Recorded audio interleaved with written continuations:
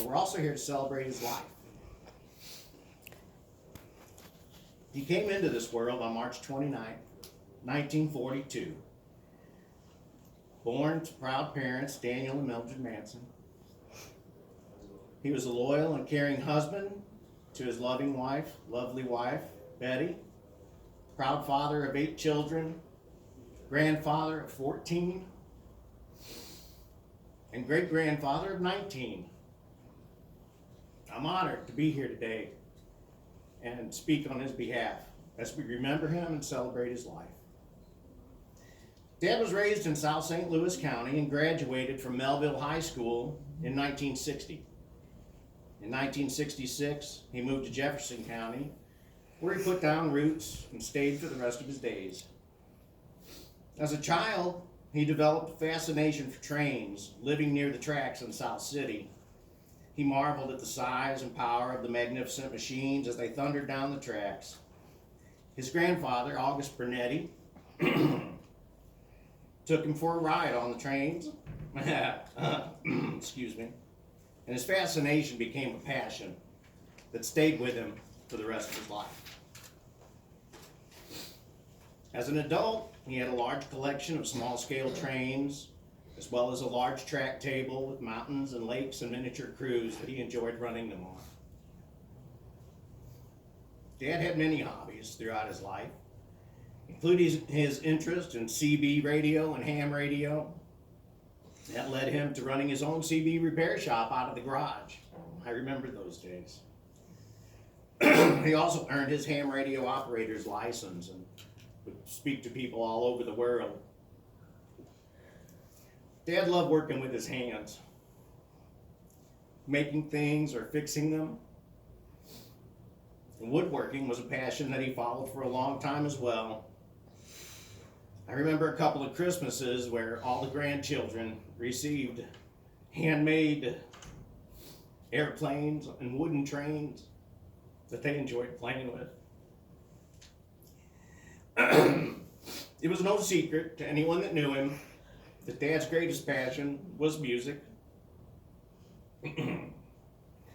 As a young teen, he took piano lessons that led to him joining his first of several bands at age 15.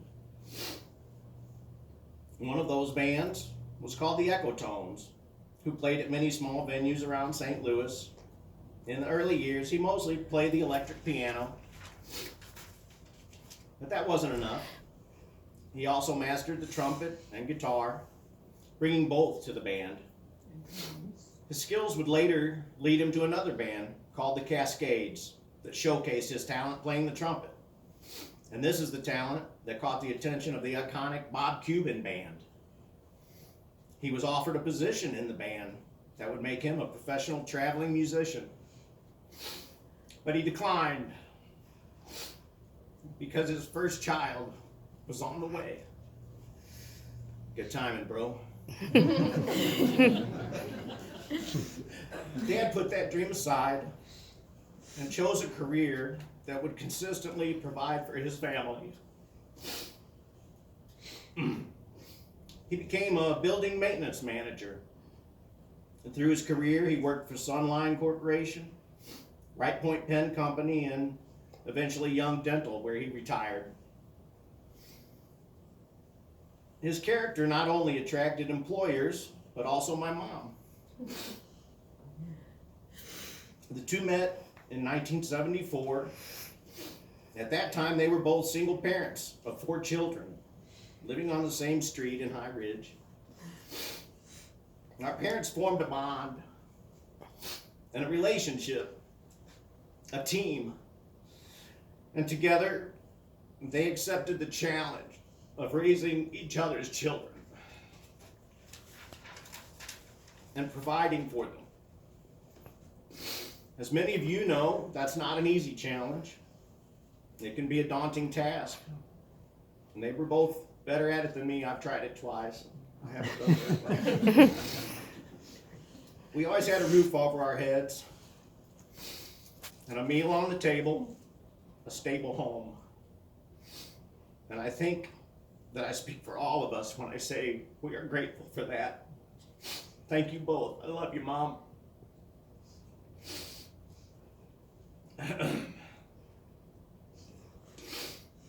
Even with the responsibility of a now larger family, Dad's love of music never left him. He continued playing in the evenings and weekends. This would lead to him forming the Ace High Band, which many of us remember. They would play local clubs and wedding receptions, including my own. This band is the one that his children and grandchildren know best, and it let us experience his talent and passion for music. Many of us have cherished memories of Dad through the experiences we shared with him. Some of us enjoyed jam sessions at the house for hours.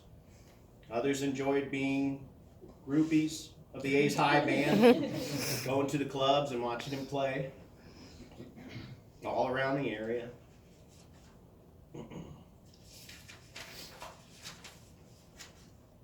Dad's music brought smiles to the faces of many that he played for, including members of the senior centers in High Ridge and House Springs. Daniel Albert Manson Sr. touched many lives during his own. Whether it was his involvement with the Cub Scouts, his sense of humor, his hands-on craftsmanship, or his passion for music, we all have fond memories to take with us into the future. I'm grateful for the way that Dad led by example. One could say he was the strong, silent type. I can't recall one time that I heard him complain about having to get up and go to work. Every morning, he was up and out the door before most of us crawled out of bed. He did it because it was what had to be done to support his family. His leadership has instilled a work ethic in myself and all of my siblings that we'll carry with us forever.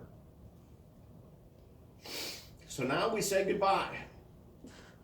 And as we do, I just want to say thank you, Dad, for choosing to be my dad. We love you. If y'all would care to proceed past the casket and pay your final respects at this time, please feel free to do so. Thank you.